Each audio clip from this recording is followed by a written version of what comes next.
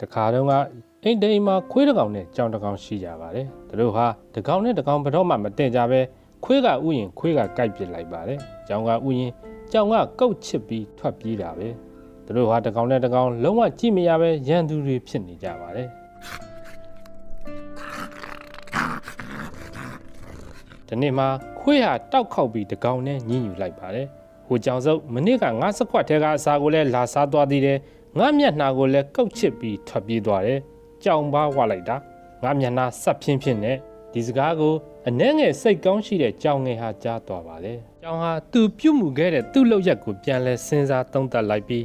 အဆွေခွေရဲ့အဲ့ဒီတော့ကကျွန်တော်ကိုအင်ရှင်ကအစာကျွေးဖို့မိနေလို့ကျွန်တော်လဲစာလောင်နေတာနဲ့အဆွေရဲ့အစာကိုစားမိလိုက်တာပါအဆွေခွေကိုကောက်မိတာကတော့အဆွေခွေကကျွန်တော်ကိုပြေးလာဟတ်တာနဲ့ကျွန်တော်လဲလမ်းဖြန့်ကြောက်ကန်ကန်ခောက်လိုက်မိတာပါဒီနှစ်ခုစလုံးအတွက်တောင်းပန်ပါတယ်ဒါတော့ထားပါတော့ဟိုတစ်ပတ်တုန်းကအင်ရှင်ရဲ့ရင်ဝင်ကြားကမင်းငါ့ကိုခွီးကနေဟောက်ငေါက်ရန်စနေတာကရောအဲ့ဒီတော့ကအဆွေခွေးကကျွန်တော်အင်ရှင်လက်ထက်ကဆင်းလာရင်ကြိုက်မဲ့တပြင်းပြင်းမှန်ဖီနေလို့ကျွန်တော်ကပြန်ပြီးဟန်ကို့ဖို့လှုပ်လိုက်ရတာပါမင်းအပြောကောင်းတဲ့ကောင်အဲ့ဒီတော့ကအင်ရှင်စူတာကိုငါခံရသေးတယ်ကွာပြီးတော့မင်းငါအိတ်တဲ့နေရာမှာကြောင်ချီးတွေခဏစွန့်ပစ်တာကရောကွာဒါကလည်းကျွန်တော်ရဲ့သဘာဝမှုပါဗျအိမ်ပေါ်မှာမှစွန့်လို့မရတာလေအေးမင်းတော်အပြောကောင်းတဲ့ကောင်မင်းကိုပဲငါကအလျှော့ပေးနေရတာအဲ့ဒီလိုမပြောပါနဲ့ဗျစင်ကြီးပေးတာမဟုတ်ပါဘူးသဘောယူနဲ့ပြောတာဒါနဲ့အဆွေကရောကျွန်တော်ကိုမြင်တိုင်းလိုက်ကိုက်နေတာဘာသဘောလဲကျွန်တော်ကပြေးရလွှားရနဲ့အဆွေခွေးကိုပဲကြည့်ရှောင်နေရတာထိတ်လန့်နေရတာဒါဟာကြီးနိုင်ငယ်ညှင့်သဘောမျိုးမဖြစ်နေဘူးလားအေးဒါတော့ငါဝန်ခံတယ်ငါမှားတယ်ကွာမင်းကိုမြင်ရင်ငါအလိုလိုကိုက်ချင်စိတ်ပေါ်လာလို့ကိုက်မိတာကွာ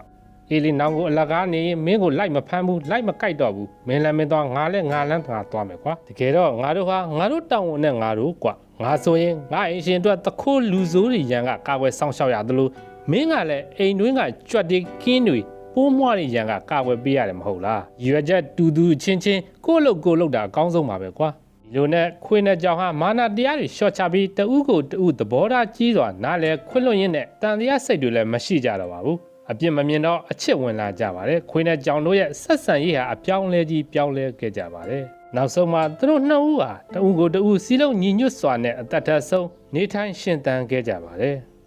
အားလုံးကိုအထူးပဲကျေးဇူးတင်ရှိပါတယ်ခင်ဗျာ